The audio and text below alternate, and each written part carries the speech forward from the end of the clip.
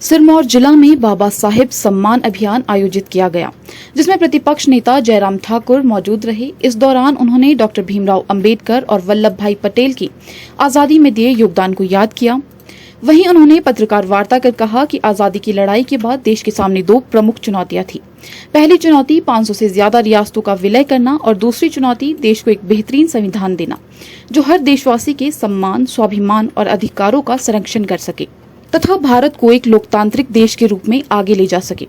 रियासतों को विलय करने का जिम्मा सरदार वल्लभ भाई पटेल को मिला, जबकि देश के संविधान निर्माण का जिम्मा बाबा साहेब डॉक्टर भीमराव अंबेडकर को मिला। जयराम ठाकुर ने कहा कि कांग्रेस के नेता पूरे देश में घूम घूम कर संविधान बचाओ यात्रा चला रहे हैं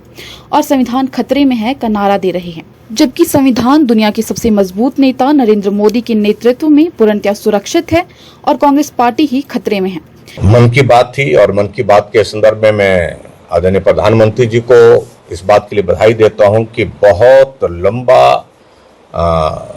दौर जो है मन की बात का बिना रुके, बिना बाधा के जो है वो आगे बढ़ता जा रहा है। लोग बेसब्री से इंतजार करते हैं कि महीने का अंतिम रविवार होगा, मन की बात होगी। हमारी पार्टी के साथी भी और पार्टी के साथ साथ में पूरा देश,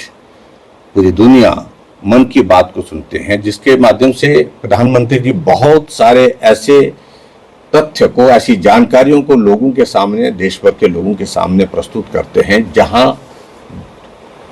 उनकी जानकारियां कम होती हैं। जिन्होंने अच्छा काम किया होता है उनको एक्सपोजर मिलता है, उनका जिक्र करके उनको सम्मान मिलता है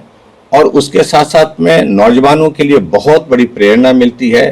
और उसके साथ साथ में संस्कार, संस्कृति और भारत की इससे आत्मा से जुड़े हुए बहुत सारे विषयों को लेकर के प्रधानमंत्री नरेंद्र मोदी जी इस मन की बात के कार्यक्रम में जो है वो अपने उद्बोधन के माध्यम से लोगों को सुनाते हैं। और आज भी मुझे इस बात की प्रसन्नता है कि विशेष तौर से आज प्रधानमंत्री जी ने जो पहलगांव में जो दुखद घटना हुई है, जहां टेररिस्ट ने 28 पर्यटकों की हत्या की है, उस पर अपनी संवेदनाएं व्यक्त की हैं और संवेदना व्यक्त करने के साथ साथ में उन्होंने बड़ा साफ संदेश दिया है कि जो भी आतंकवादी इस घटना को अंजाम दिए हैं उनके खिलाफ कड़ी कार्रवाई की जाएगी। हिमाचल के सेब का जिक्र किया, हिमाचल के अंदर जो है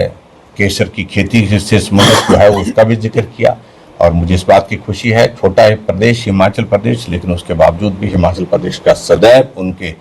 संबोधन में किसी न किसी तरह से कहीं भी हो जिक्र आता है, चाहे वो अंतर्राष्ट्रीय स्तर पर जाते हैं, कहीं बड़े इस पे जाते हैं, विदेश जाते हैं, हिमाचल की टोपी आप देखते हैं, हिमाचल के प्रति उनका सम्मान, लगाव, प्यार जो है सदैव मोदी जी के मन में रहता है। Bureau report, channel 9 Sirmaur.